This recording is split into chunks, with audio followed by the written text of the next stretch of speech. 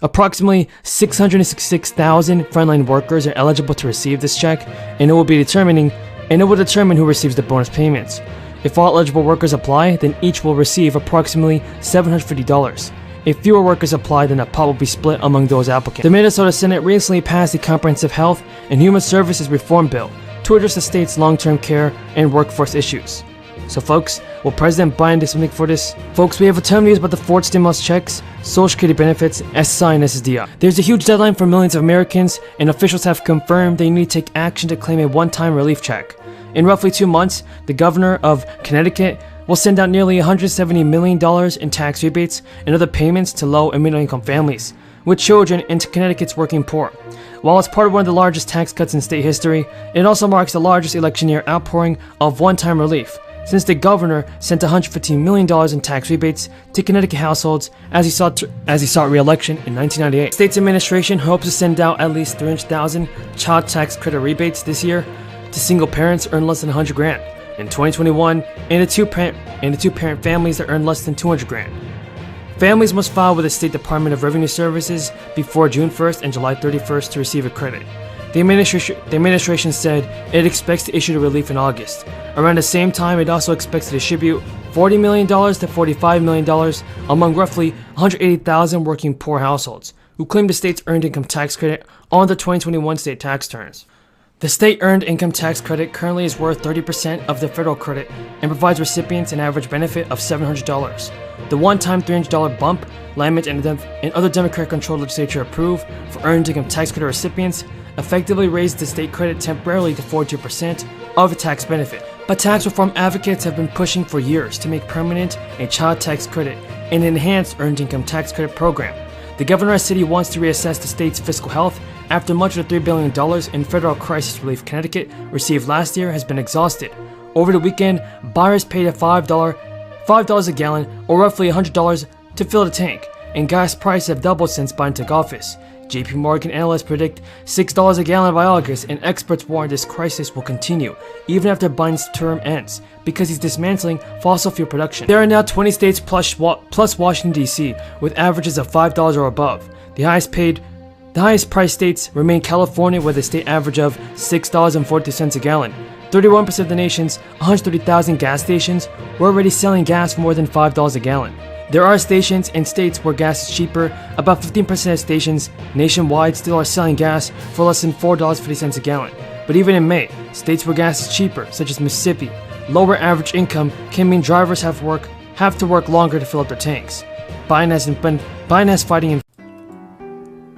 New data has been released, and it's by the federal government. Nancy Pelosi has made an announcement on inflation. Millions of low-income households can expect to receive inflation relief checks very soon, and these payments will be automatically sent out for some, while others may have to take action to receive this assistance. And not only that, you guys want to be sure to continue to watch this video because it gets much more interesting. Now, as Republicans regain momentum on concerns about the economy, the only thing that Democrats seem to agree on about their issue is that inflation and high gas prices is the problem. Now, Representative Ro Khanna has told NBC News that, "What is our message about why inflation is going to be worse if Republicans win? I don't think our economic message has been loud or sharp enough." And when asked about inflation this week, Nancy Pelosi said, "We'll have to message it better in the next 3 weeks ahead." With gas prices up again and a potential recession looming, voters are once again telling pollsters that inflation is the most important issue facing the country, reversing the boost that Democrats enjoyed over the summer when the public was more concerned with other issues. Democratic pollsters and strategists are sounding the alarm. Even as President Biden and some candidates sharpened their focus on inflation, Democrats are worried it may be too late. When inflation first started creeping up in 2021, Democrats tried to downplay it. Well, thank you, Whip. This is going to be another busy week where House Republicans move forward on the agenda that we laid out last year, getting things done for hardworking families across this country. But I'd be remiss if I didn't point out what we did last week and how significant it was to pass a National Defense Authorization Act. You know, the week started with a bill that should have been very bipartisan. There were over 1,000 amendments filed on the bill. We had over 300 amendments that we brought to the House floor.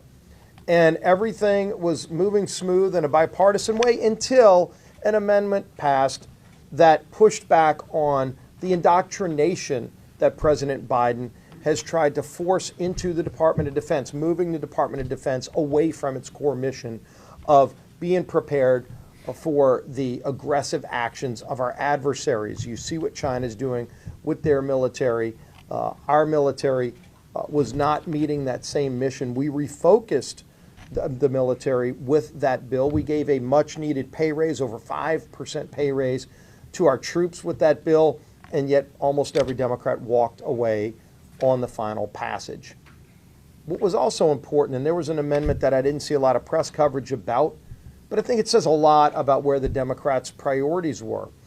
Because how we spend the money is as important as how much money is being spent. You know, when you look at the fights over lowering spending, and we need to have those, once we finally get spending brought down to lower levels, we still need to focus on how that money is being spent and make sure it's being spent in the right places. And even more important, make sure it's not being spent in the wrong places. And so there was an amendment brought to the floor. The number of diverse staffers has increased, reaching the highest level since we launched our survey, and almost certainly the highest level ever. Certainly the highest level in our conference's history. Our survey also shows that more African Americans work for Senate Democratic offices than ever, and in fact that's also true for Latinos, Middle Eastern and North Africans, and Asian American Pacific Islanders.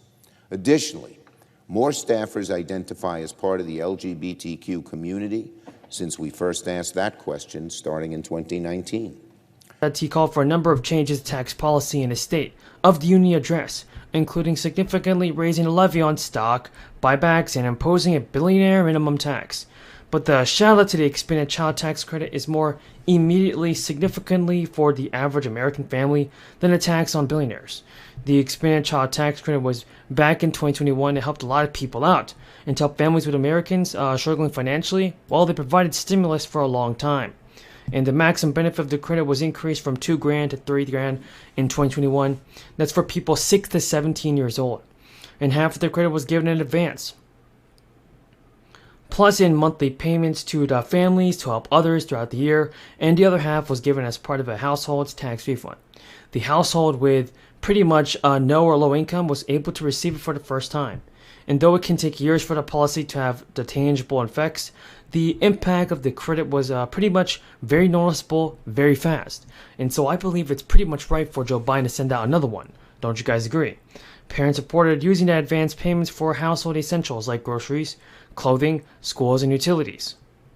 And despite worries from conservatives, researchers found no evidence that the policy discouraged people from going back to work. Instead, it probably motivated people to get back to work. The Center on Budget and Policy Priorities, everybody, said the success of the 2021 expansion showed us that child poverty rates are a policy choice, not inevitable. And Congress failed to renew the expansion in 2021, reverting the credit back to its former, less generous iteration. It's one of the reasons that families could see smaller tax